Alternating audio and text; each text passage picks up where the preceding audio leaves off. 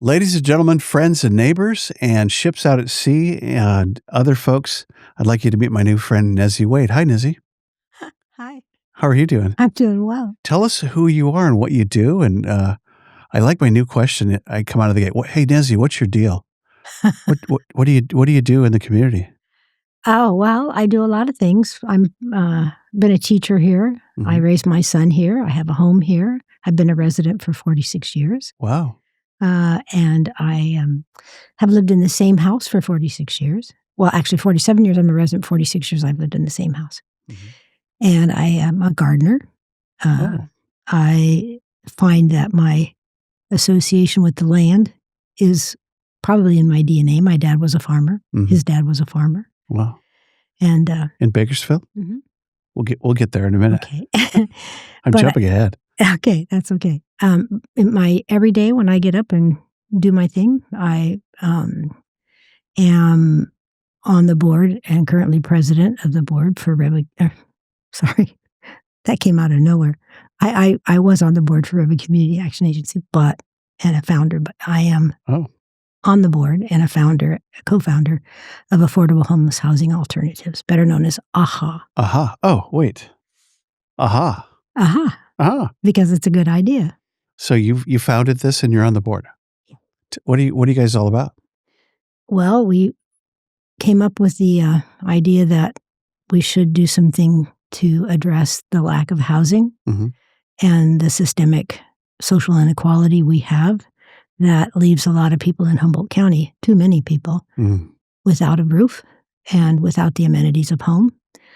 So we've been trying to work hard at creating a shelter crisis, which happened in our county in about 2018 and in the city of Eureka in 2016. Wow. And from there, we thought we could use SB2 zones, which were identified as already principally permitted shelter zones. Then once we had a shelter crisis, all you need to declare that is that a significant number of people are without housing and cannot obtain it, and their health and safety is threatened. So that's when we get a heavy rain or an icy snow on the coast. That kind of shelter, emergency shelter? Well, it was intended to be emergency or other shelter for whatever. They were already principally permitted, already approved. It would have been possible, we thought, to move people there and help them begin to thrive by being stable and connecting them with the things that they needed. And we're focused really around community, the development of community. Is that idea still on the table to use those shelters that have been permitted? No, that's all changed. They did use those ideas, though, to put Betty's Village in place, which is a good thing. We contributed to that. That's down on the bay? Yeah, there's the Blue Angel Village, and then there's the Bayside Village. Okay. And they're very different operations. Take me back and tell me the Nezzie story. So you were raised in Bakersfield? Wow. I know a lot about Bakersfield because my wife's from Porterville. Well, it's super warm in the summer. Yeah, it is very warm. We grew up in a neighborhood in the 50s that was classic 50s neighborhood with just a ton of kids, a lot of people having kids. We only had 3 in our family because my dad died when he was 27. Wow. And my mom was 26. And your mom raised all you guys? Yep. But it wasn't just my mom. It took a village. I was raised in community, and my family also was community. My godparents had 12 children. Wow. Yeah. So a mutual friend said to remind me to ask you, what was the promise that your mom made to your dad before he died? Oh. There was some promise. Okay, back up a little bit. My mom came from a family of Mennonites for the most part, and they were really community-oriented people. Her mom was a very community-oriented person, was very involved in helping members of the community for various reasons. And she lost her mom when she was 12. Her mom is a terrible story. She was looking at fabric in a department store, and she was looking up and stepped into an open freight elevator. Oh, no. Yeah. And she recovered. She had broken arms and things, but it was a blood clot that about a month or 2 months later took her out. So that's a long fall. It was. And then, so she lost my dad. And her mom and then her dad. But my dad's parents became her parents, basically. Oh. And with the help of my grandmother, she helped raise us. My dad's family was very large Irish Catholic family. Wow. My grandmother had one boy and 6 girls. A lot of girls. Yeah. Yeah. One of them became a nun, and the rest of them produced a whole lot of grandchildren.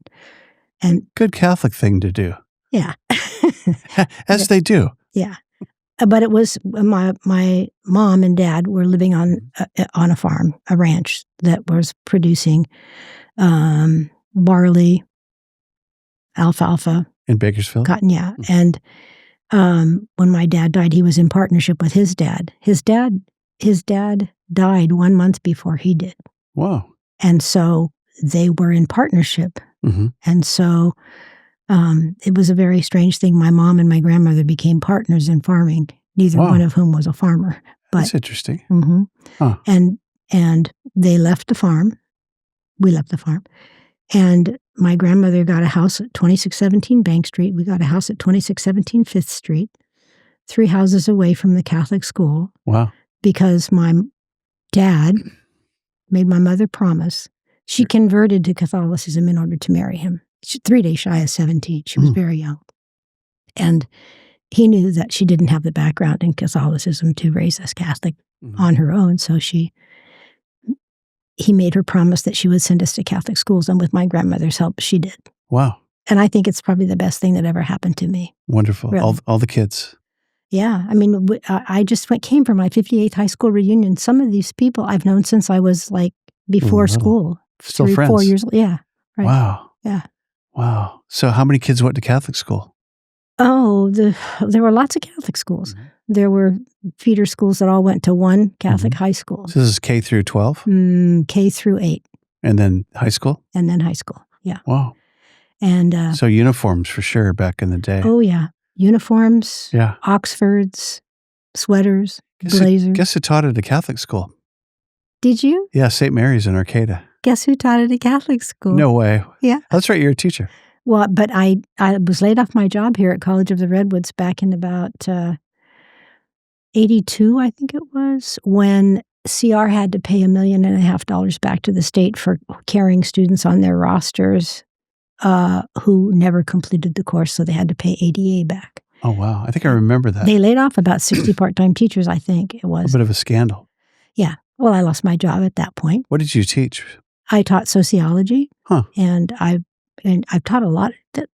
Community college back in the day was so wonderful. I bet. We could teach a lot of things. In fact, I partnered with several people to teach courses that if we could offer them to the community and get 25 people to enroll, we could teach them. Wow. And so Zaretti Gooseby and I taught a course called Community Process, the Dynamics of Change. Wow. Downtown at the campus, and there were lots of people who became board members, directors, and different nonprofits in the area. It came from that. Yeah. Zaretti's still in the area, right? Uh-huh. Okay. I've heard really good things. Yeah, he's a wonderful human. Yeah. Is he retired too? Yeah, he is. Likely, yeah. Yeah. He's a gardener also. Another gardener. Yeah. So it's like that therapy in the earth. It's true that I had injuries in the last several years that kept me from being able to do much, even sit at a table or my computer. Wow. But this year I discovered, after purchasing a shovel from one of our unhoused neighbors who was trying to sell the shovel, it looked like a really good shovel, and said it Forest Service kind of shovel. Sold. So I bought it and I took it home, and it was a really wonderful, sharp shovel, and I stuck it in the dirt. It was like a hot knife in butter. And I thought, wow, I can do this. Wow. And with everything that's going on in the world today, the best therapy I could have had. I had a wonderful garden, lots of produce. Yeah. Yeah. A lot of therapies out there today. Yeah. We do a lot of walking. That's good too. Yeah. Jenny's a runner and a hiker and a walker. And we have 9 kids. And my joke is I'm Mormon and she's Catholic. So we have a lot of kids. I told that joke in Texas. The kid who had a Mormon Catholic parent combo said, "Oh, dude, I'm so sorry." I go, "Just kidding, man. I'm just kidding with you." So you went to school. Did you do university there too, or? No, I went to high school, and my dad, being a veteran, he died as a result of having been in the service. Oh, wow. And my mom got, I think it was like $5 a month or $10 a month for each of us kids. There were 3 of us. And she put it in the bank. Yeah. And when I was going into high school, I begged her, can I please have that money? Can I please have it? I want to use it I want to take a trip around the United States. There was a coach at one of our high schools that took a trip every year called the USA Tour. 35 states in 7 weeks. And 2 busloads of kids, 98 kids that went. Brave soul. It was wonderful. We had parent chaperones, but when the bus. That was a beautiful trip. It was amazing. It's the single most impacting thing, other than my long-term education, that has shaped me as a human. 7 weeks. Yeah, and you have to understand, this was before Civil Rights Act, before the Voting Rights Act, before a lot of the people's movements. It was just in the beginning. This was in 1963. Wow. And it was phenomenal in terms of its impact. Mm-hmm. And I saw things that really never have left me in terms of what the dynamics of interracial relationships and dynamics of everything. Yeah. So I assume you went through the South or part of the South? Yes. Mm-hmm. Wow. We did. And it was the year after Freedom Summer. So there was a lot of stuff brewing. This is way before Haight-Ashbury in San Francisco too, Yeah, right? But I was up in the Bay Area when that all was happening too. Yeah, I was teaching. Did you go hang out at the Haight? I took my students. No, I took my students on field trip, and we went to San Francisco. When we went to Haight-Ashbury, and we also went to Telegraph Hill, and we went to all these different places. We hung out at the international airport so that they could see. Sweet. All these people coming in. Wow. Yeah. So you seen it all. So, hey, if you're just joining us, Scott Hammond, 100% Humboldt podcast. I didn't say those words when I opened up. 100% Humboldt podcast with your host, Scott Hammond, and my new best friend, Nezzie Wade. And we're just talking about her background. And so tell me more. So where did you end up at college? I graduated from high school in Bakersfield, and my teachers were remarkable. And I loved biology. I wanted to be a biology major. My biology teacher was also my philosophy teacher. Wow. And her uncle was Teilhard de Chardin, and she was very much a purveyor of information about the makeup of the human. And Remind us who that is, her uncle. He's a philosopher, French philosopher. But anyway. Famous. Famous. But to go a lot about how we are makeup, what makes us go. Sorry. Anyway, she inspired me to be a biology major. Oh. And so I went off to college at the local community college to be a biology major. Is that BCC? Bakersfield College. Yep, BC.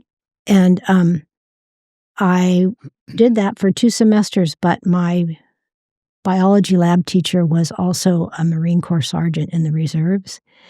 And this was during Vietnam, and he offered us extra points on our quizzes on Fridays. Our labs were from 3 o'clock to 6 o'clock on Fridays, if you can imagine. On a Friday. Brutal. Yeah, but he was gung-ho Vietnam, and he would give extra points if we could tell the number of Viet Cong we killed that week, and it was awful. It was awful. So I switched over and became a sociology major. Of course. That'll change you. Yeah. And so where'd you go beyond BC? So I left Bakersfield College, and I got married, and my husband was going to San Jose State, and we moved to San Jose. And I didn't get accepted at San Jose State. I had to put in another year for a community college, so I went to West Valley College. It was very fun because the college that I went to was the previous high school campus, and across the street was the previous elementary school campus. Across the street was the high school, and then it became the college. Oh. So it was kids that in my classes had been in elementary school, went across the street to high school, and came back to be in college. They returned. This is all in San Jose? Yeah. Okay. Well, it's Campbell, a Campbell. subsidiary of San Jose. Beautiful town. Yeah. Stayed there? Yeah. I was in San Jose for 11 years. I got my degrees Wow. at San Jose State. I got 2 hips in one day at Stanford. Wow. Yeah, about 14 years ago. Wow. Thank you, Dr. Bellino. That was good work. That's quite a day. Yeah. Two in one day. I know. I got a 2 for 1. I'm not sure I would do that again, like in that order, but it's brave. The number, it was. Well, I had a great coach. Her name's Joni. She hung in there with me. But pretty major surgery. Wow. That's why they have heavy drugs like Oxycontin and roxicodone and all the things, because it's pretty incredible pain. But I could walk right away. Wow. It was life changing. So that was 14 years ago? Yeah, 2013. And summer of 13. Yeah, so I had kind of bad, like hip dysplasia, like a dog would get. You didn't do a lot of stuff in 2013 then.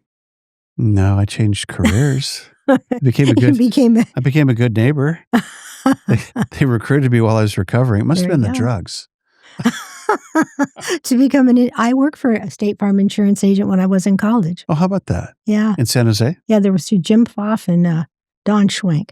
And they would leave the office and just leave the office to myself and the other woman who worked there. Good. And go golfing, whatever. Well, one went on vacation. One had a motorcycle. He would go off on vacations. Oh, cool. Yeah. Hey, it's a nice gig.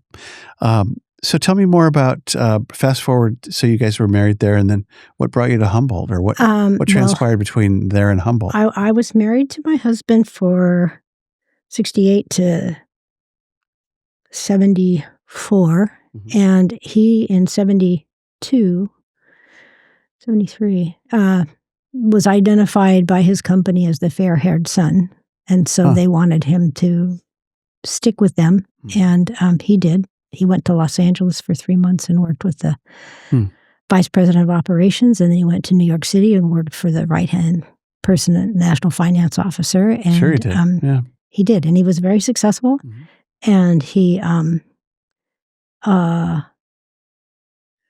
we bought a house in Connecticut. We moved to Connecticut. I had finished my master's degree and my credential and all of that at San Jose State, and so I had applied to Rutgers and Columbia and was going to do the PhD thing. My thesis was a dissertation already, so I was groomed to go to Columbia to be under the person who dominated the field for years, but that's another story. Anyway, he got sent back to California, so I didn't do that, but I had been offered a job before I went back there. We'd lived in Connecticut for 5 months, I think.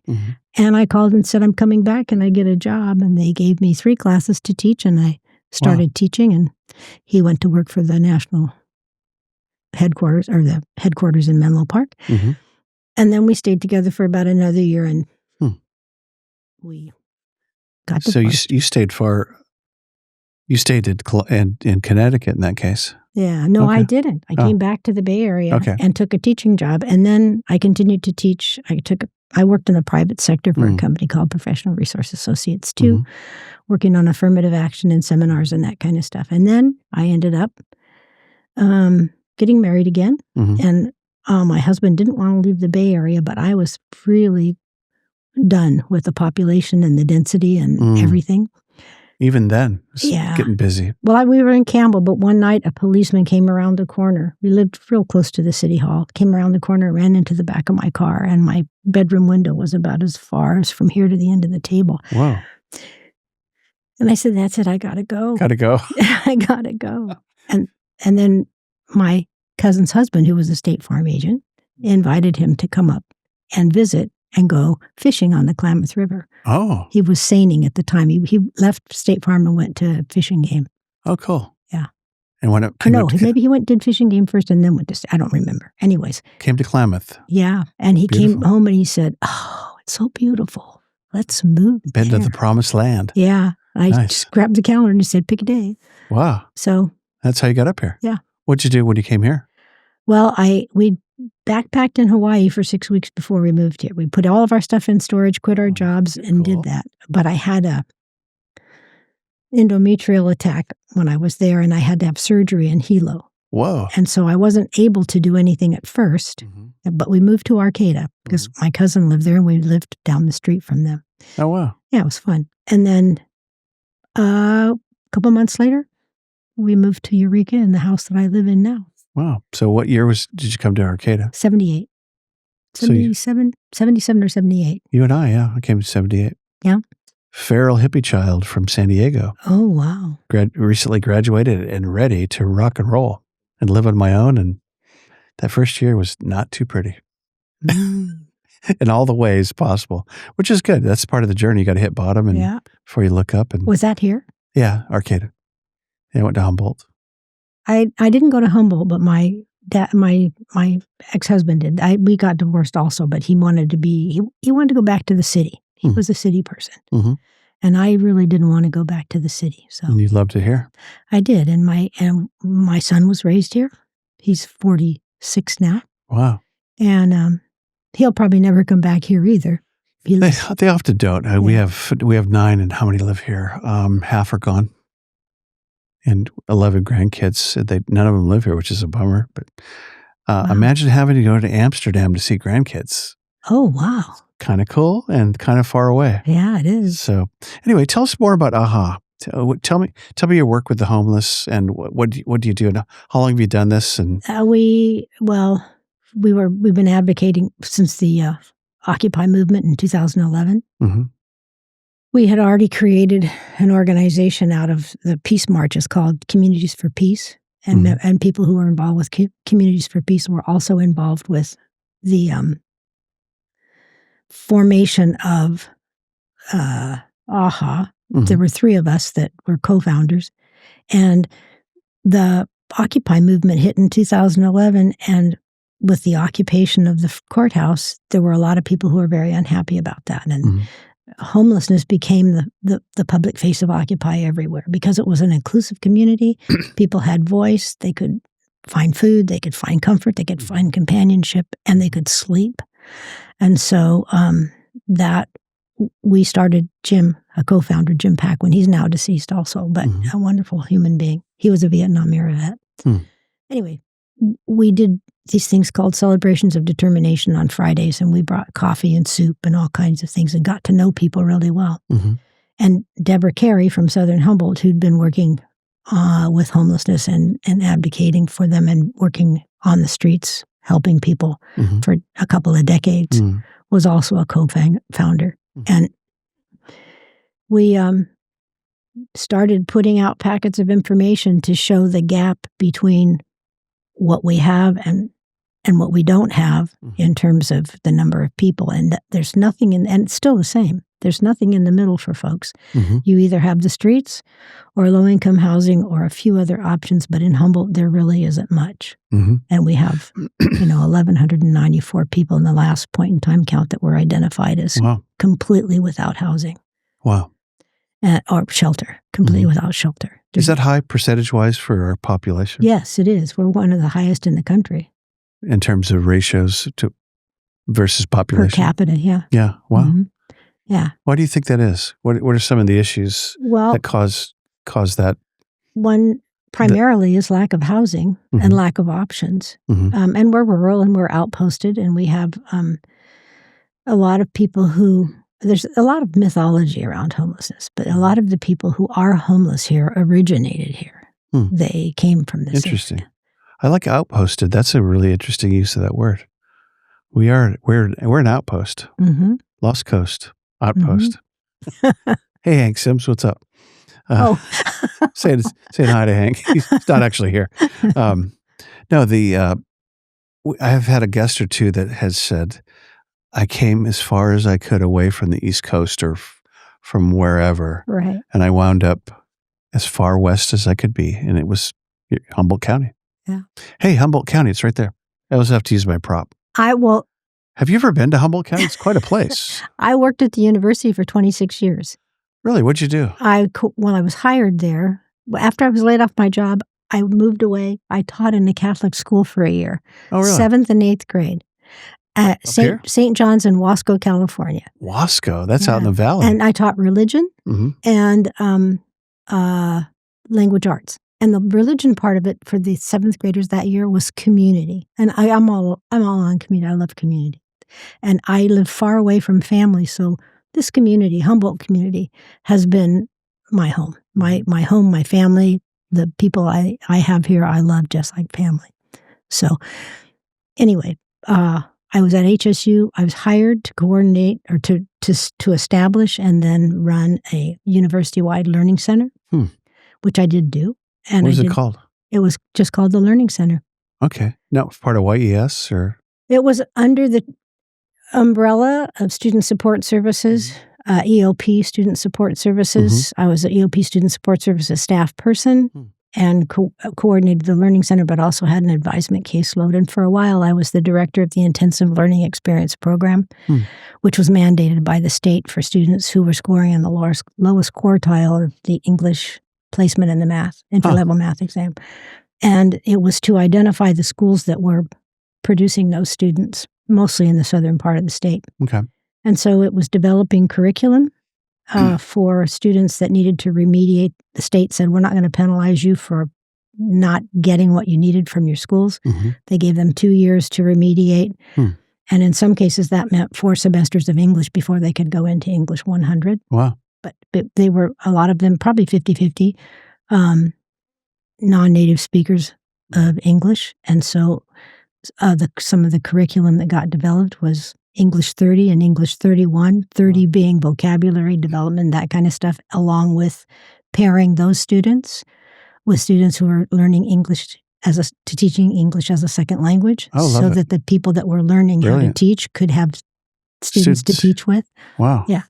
Was that your idea? Yeah. Good job. Thank you. Kind of a brilliant idea. So how many years at Humboldt? Altogether, 26. Wow. And you really nailed something. The spirit of Humboldt is family. I think that's Michael Kellerman, the CEO of St. Joe's, has been here 3 years. He goes, it just feels like it's like home. There's that embrace, that love, that's an intangible. I don't want to give it a bunch of words because it would limit it. But yeah, there's something special. It is. So it's a context. Yeah. So if I were to say, hey, listen, tell us, what's your take on homelessness? Why do we have a higher per capita? Maybe it's well beyond this discussion, but how did we get here? Where are we at? Where are we going? What's it look like? It's a long story. We have another 20 minutes. I don't want to spend on that. We got to do the quiz here pretty quick. There are a lot of people who have a lot of ideas and feelings and thoughts about this, I'm sure. Oh, sure. But we have a significant number of people that are unhoused on the West Coast, the whole West Coast, because our climate is a little bit less severe than other places. Sure. Not Minnesota. No. Yeah. That's a factor. But the biggest factor is we just don't have housing. You know, California has goals every year. They set the number of housing units that have to be developed by every county, and every city has We've probably failed abysmally, right? We've only been able to in the whole state of California, only meet like 15% of what our goals are. And we can't. 15? Yeah. We can't possibly keep up with what we need to do. And so we have not come up with alternatives because we've done a lot of single family dwellings. Now we're doing affordable housing projects, and the state's paying for a lot of those, but the affordable housing projects still leave that huge gap that people fall into where there's nothing for them. They can't use them because affordable housing is often subsidized and people can't be in it unless they get a subsidy. Right. And if the subsidy goes away, then they're threatened with losing their housing and often fall in and out of housing. For example, there's some housing projects that are going into the city of Eureka with Link Housing, and there's great things. We need this housing. We need this housing. We need any kind of housing.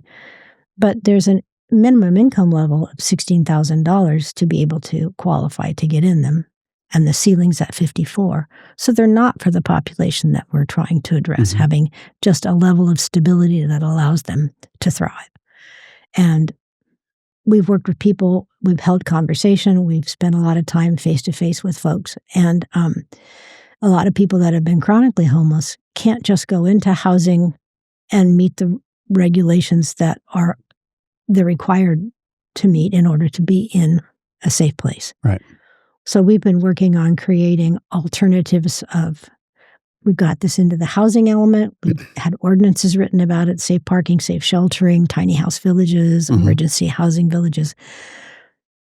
But they are still extremely difficult to do because the way that they're set up is an institutional model. The way that they will work is a very different way, which requires mutual aid, collaboration, a lot of people working together, the community being part of it, people participating. Government? People, not government as we know it. Government's actually a little bit of a problem in trying to get these alternatives. Sure. Because they're about making policy. And that's what they do. And that's why they're there. But we're talking about making community, and they're very different things. Sure. I think that's a great statement. Yeah. Differentiation. They're very different. Yeah. Yeah. And it's hard for a policymaker to want to trust mutual aid, volunteers, things that you can't put on a bottom line. So we made a proposal I made a proposal, for example, to the city of Arcata back in 2017 for a piece of property that's still available that could very easily be a tiny house village, a transition from camping to tiny houses. In Arcata? But when we made the proposal, you can see it. It's on Access Humboldt or it's on our website. But it was very good. But they wanted us to have $1 million in hand before we started. Wow. And that really doesn't take $1 million. It takes a community. It takes a village. It takes the people that are going to be served, participating and buying in and being part of all of that.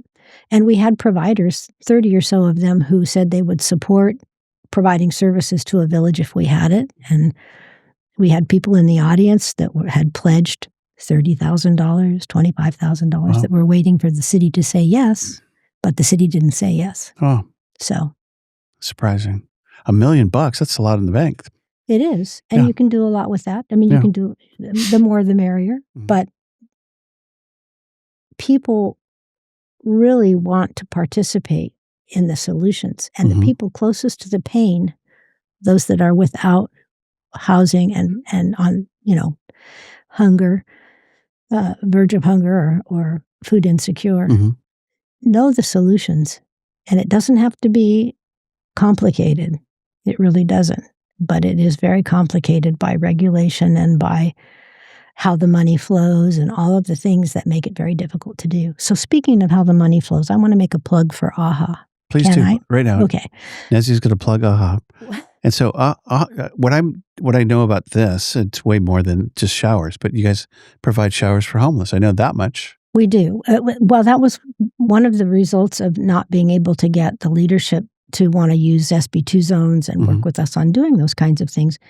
We couldn't really morally accept that people were left with no options and no amenities of home. So there was a grant that came through the county, through the Housing and Homeless Coalition, for emergency homeless aid.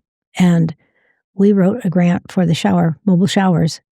And I visited a lot of programs. I talked to a lot of people and got really the specs on what we could do to make it really successful. And we wrote the grant, and the grant was accepted. And we learned the hard way. Everybody learns the hard way because they don't tell you these fine details. But you have to put the money up front, and then you get reimbursed when you're working with a government agency. So we had to put a down payment down to show that in good faith we really wanted that. But it took me 6 months. We did a lot of research and put it all on paper and talked to people, and it took 6 months to build, custom make it to what we wanted. And we have a 3-restroom shower trailer with one unit that's ADA accessible and compliant. So we have a wheelchair lift. We have a lot of people in our communities that have disabilities. Anyway, we have a wheelchair lift, and it's a big restroom that has a seat and a handled shower and all that. And 2 other small restrooms. And it's pulled by a 9-passenger van that is loaded up, and we roll up and we pull up and we have a pop-up care center with information and referral, hygiene products, food prepared and non-perishables to go. We have clothing, all season, all weather, all gender, and we have hot showers. And I want to tell you the statistics on that. Please. I just did them today, so I would have them. They're fresh. Since we started, we've had 5 years of operation. We were off for 10 months during COVID. In 2023, and for the first 6 weeks or so of COVID. So, for the 5 years that we've been operating, and we've gone from Southern Humboldt. We don't go to Southern Humboldt anymore; it's too far. But we went from Southern Humboldt to Eureka to Arcata to McKinleyville. Now we just do Eureka, Arcata, McKinleyville. But we have provided support and services to 16,000 and a few more guests. Wow. And we provided over 7,000 showers. Wow. Those are individuals, 16. Wow. Well, they're people who come back to our program more than one time, but the showers are individual showers that have been given for sure. That's cool. God bless you. Yeah, it's a very busy, big program, and it's costly. So the plug for AHA is, please plug away. We're just moving into and I know everybody is looking for food, everybody's looking for donations, everybody's looking for money. But we're on the verge of being able to do some of these options now because the leadership has made it clear they're not going to work with us. We have to do this on private property. So if anybody has private property they're willing to allow us to use, or they want to donate to a nonprofit, or if they want to lease long-term with the option to buy, however that works, that's how we're going to have to go. Somewhere close around the bay.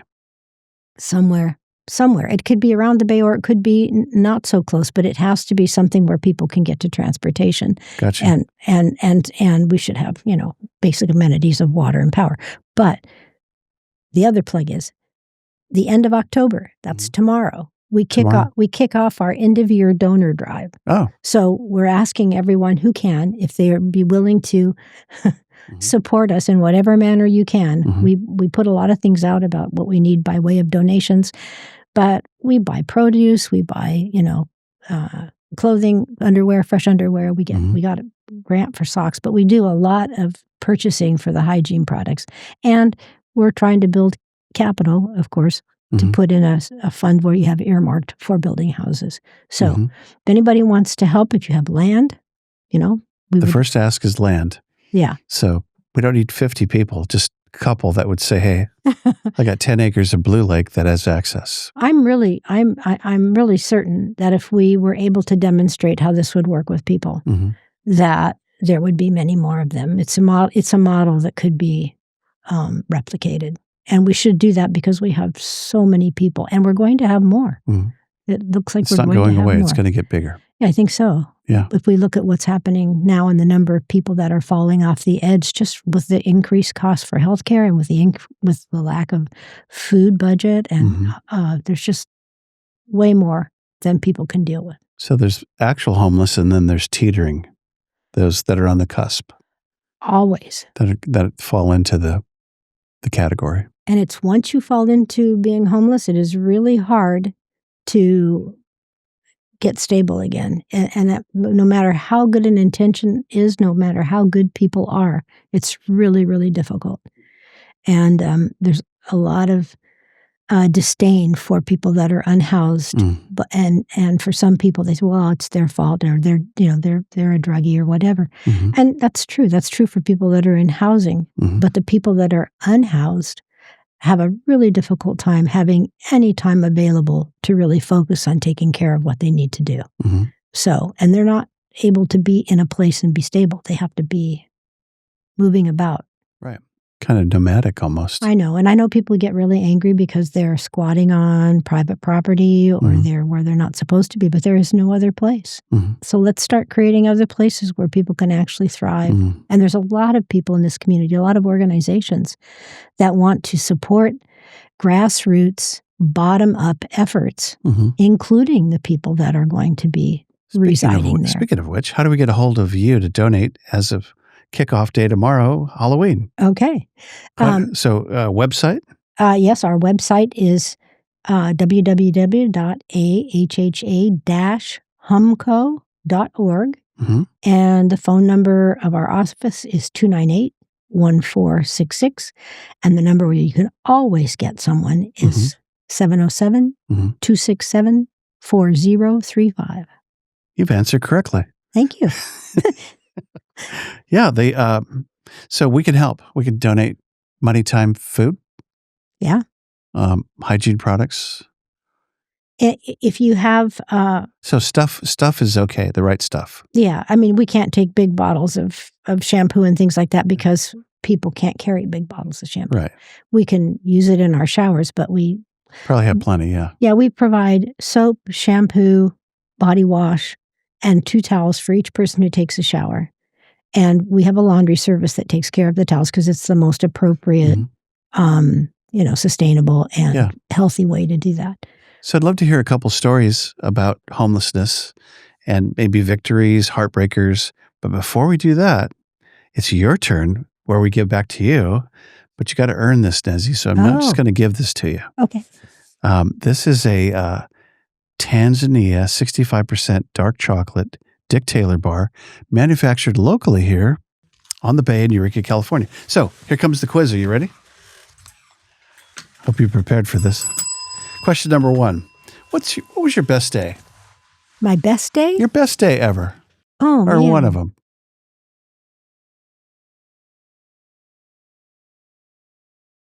Probably the day my son was born. Wasn't a healthy day. I mean, it was a good day. I had my tailbone broken when he was born. He was breech. Ouch. But it was a great day for just the anticipation that I had waiting to meet that little person. Cool. Yeah, and looking him in the eye, it was like... Does he live up here? No, he's in Sacramento. Oh, nice. Not too far. No. Wow. Was he born here? He was. He's born at Redwood Memorial Hospital. Yep. Oh, yes. We had with Dr. Johansson. And who's the other guy? Anderson Johansson. They had to have both of them when he was born because they do it with 2 doctors when they're breech. Right. And they don't normally, was it C-section? No. You just went for it. No, I did. That's why they broke my tailbone because they said I had a J-shaped sacrum. And early on, he mentioned it just in passing, but they were afraid his neck would get caught on my tailbone. So they just reached in and broke it. Ooh. Yeah. Yeah. Those are 2 really great characters, though. They were great guys. Yeah. They delivered our firstborn, Jacob. Okay. Good job. Question number 2. What was the worst day? Do you have a worst day? I have some pretty bad days, but they were sad days mostly because of the loss of really iconic people in my life and probably for the world. The day Martin Luther King died, the day John Kennedy died, it was a pretty sad day, the day my mom died. Yeah, you can remember where you were at those days. Mm-hmm. Yeah. Huh. Okay. Those are hard. Ready? Yeah. Get my bell going. There it is. Number 3, what's most fulfilling to you? What fills you up? Food. Food. That's a good answer. I love food, and I love to cook. I love to grow food. I love the colors and the texture, and I'm not a foodie exactly. I'm a member of a food club. Oh, yeah, cooking club. We call it cooking club. Do you guys rotate dinners? And yep, for about cool. I don't know. It's been about since 2011. That's pretty cool. Yeah, monthly or yep. And wow. One person hosts, and they pick the menu. They buy the food, and then we get all the recipes and sit down and figure out how we're going to do it. And then last week for Bonnie McGregor's 82nd birthday, we made beef Wellington. Yum. Yeah. But that was good. Oh, my goodness. Yeah, it took all day, but it was wonderful. Why do I know her name? Bonnie has been around for a long time. She's been involved with food banks. She worked on homelessness for many, many years. And she if you were at Church of the Joyful Healer, you might know her from there some years ago. Yeah. Try to think how you would know her. I know her name. Yeah. Well, she worked on the Multiple Assistance Center along with Ina Harris and a bunch of other people for many years. I know that name too. Okay. Question number 3 or 4 or 5. I don't know. Who are you and what do you want? Ooh, I'm a community member, and I want community to work together to be able to be inclusive and involve all of the residents of our community. Nice. Good answer. Well, it turns out it's your lucky day, but you're not quite there. Last question. So you get a free day to do whatever you want to do. Money's not an object, but 9 a.m. to 9 p.m. You've got to do it over there, not in the corner, but in Humboldt County. What do you do? Where do you go? What's your day plan? Ooh. It's a you day. I'd like to go to the wilderness. Mm-hmm. I'd like to go to some place sacred, like Dr. Rock or someplace. Where's that? I don't even know if it's Humboldt County. It's just a very special place. I went there with my son when he was 5, and we climbed it to the top of this rock, and there were big wells, like grinding holes, and we laid in them. And wow, you're like on the top of the world getting all the energy. It's just, there's the top of the world. It's a native sacred place. It's wonderful. There's top of the world rock over way up Fickle Hill. That looks east, but that may or may not be that. Okay, so your wilderness is a part of that day. What else? Plants. I'm a native plant enthusiast. I worked with Nature Discovery volunteers for a number of years, and we did the original wildflower show for 26 years. Oh, cool.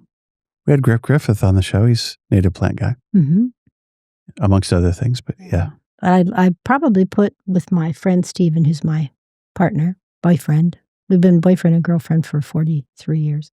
That's sweet. It is sweet. That sounds like it's legal now.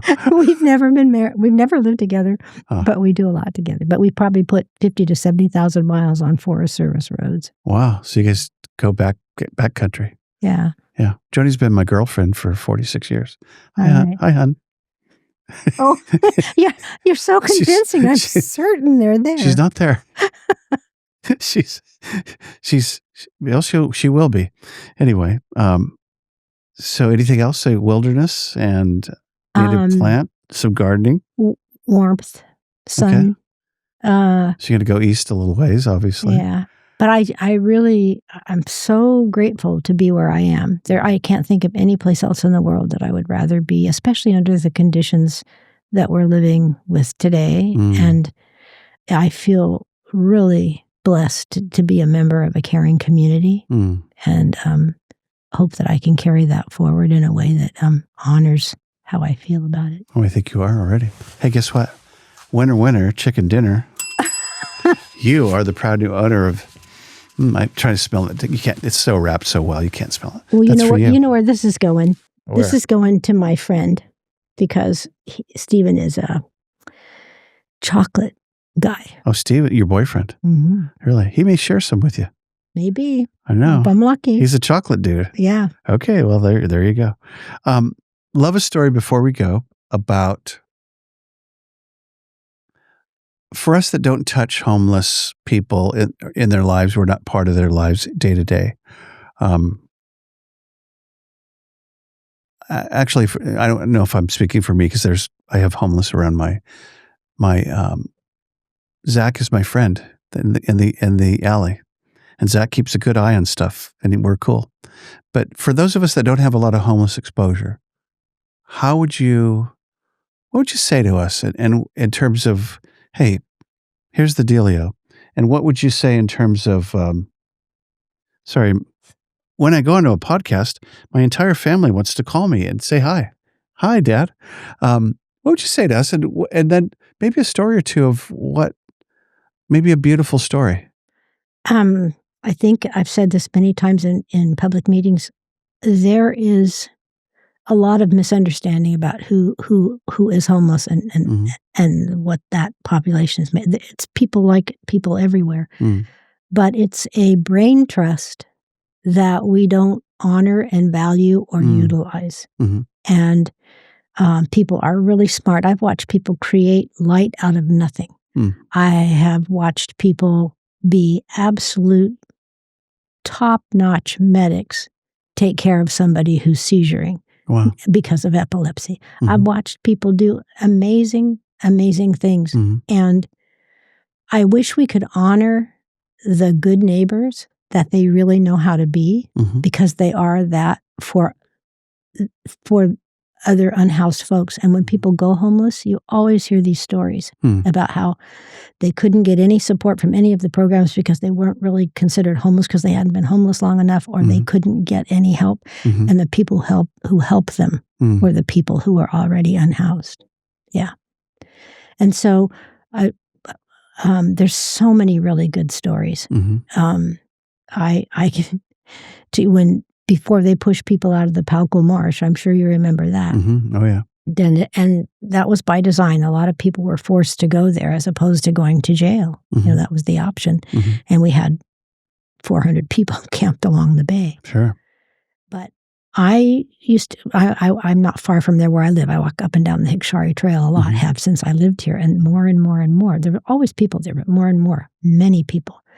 And so I got to know people and talk to people, and that's really what motivated me to continue to be an advocate for these places, because I went through their camps and I saw there was the medic, there was the person who was the cook, there was the metallurgist who could fix carts and bicycles, and the mom, the dad, the uncle. Yeah, and the people who did the shopping and security. Yeah, and there was just, and they know how to take care, they know how to do things. Beautiful. And I wish that we would create spaces where people could thrive in the way that they would love to be able to.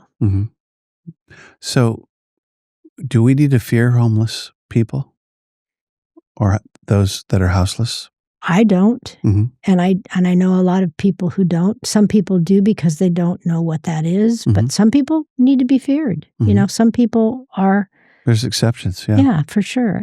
And people who are desperate do desperate things, and you can't really, but you can begin by being open and talking to people and being friendly and giving a good vibe rather than something else. Yeah. Yeah, Betty Chin goes, I go, you just like roll in there. She goes, yeah, I don't fear anybody. I just, I go, she goes, no one ever gets after me. I go, wow, you're amazing. Our pastor friends, Bethany and Jason Shea at Catalyst, he's on the board of Arcata House, which I don't know their mission as much as I want to, but I know that they help homeless as well in Arcata. They do. Yeah. They have quite a bit of programming, and I don't know. I know that they've lost some funding recently. A lot of programs have. There's greater demand. We are all pretty much a community-driven. AHA is a community-driven initiative. We don't get the big grants. We don't get a lot of that kind of stuff. But the ones that do get the big grants that have been federal grants have had some impact from that. And I know because they're asking the community for the same things we ask the community Exactly, for. Yeah. So demographically, a lot of women and children? Yes, but not as many as single men. There are more youth all the time, and there are people that are aged up in the population. I got a call today, and I get them every day, from a woman who's never been homeless before. She has children. She has a partner. She's called so many people. She's tried to get help, and she can't get into some place to be safe. Wow. And it's really, really hard because there's no damage there quite yet, but you can't, and the longer people are left to erode and be in panic and all of that, their unraveling gets harder. And harder, yeah. I would guess. Yeah. Well, cool. I mean, not cool, but thank you for sharing. Yeah. That's hard stuff. How about you? Before we do one more shout out, what about your legacy? What would you like to be remembered for? Either at the eulogy or the celebration of life or something etched in your giant tombstone. I know what I will be remembered for. Please. Well, I have a lot of calamities. I've had a lot of injuries in my life, and I've had, I'm not really a klutz, but a lot of things happen to me. And I know that a lot of people will remember those things because I've been I have a friend just like that. waylaid. But my family always anticipates that's going to happen. I keep saying, don't think that. You got to think differently. Don't, I'll be fine. Yeah. Don't shape me in that manner. Think of me as, So I want people to remember me as a healthy, happy, humorous, vigorous, fun, nice person. Those are good ones. I like those. Me too. I want to do a me too. One more shout out for AHA. So we could find you on the line. We could find you social media. Are you Facebook or anything? Yes, we are on Facebook. We have Instagram. We're going to be having a housing forum in November that's really designed for people who are wanting to do an innovative project. Where will that with us? It'll be at the Labor Temple. And we're trying to really encourage people, if they want to come and they want to do alternatives, they want to learn how we can collaborate and maybe figure out how to do funding and land and all of that together so that we can do this. Is the temple here in Eureka? Is that the East Street? Yeah. Okay. 40 East Street. Yeah. And we'll be putting out material about that. But if anybody's really interested, they can call us and we can talk to them more about it. So the number again is social media. Phone number? 707-267-4035. Social media on Facebook, we're Affordable Homeless Housing Alternatives. And Instagram, it's AHA, AHHA, which is our acronym. Right. And AHA email is AHA, or the website is AHA-HUMCO? Yeah, good. .org? Yeah. Look at me go. I can remember things. That's good. It's different from our email address. Our email address is .humco@gmail.com, and our web address is AHA-HUMCO. So I bet one could Google all of this and easily find you guys. Yeah, probably. And donate, write a check.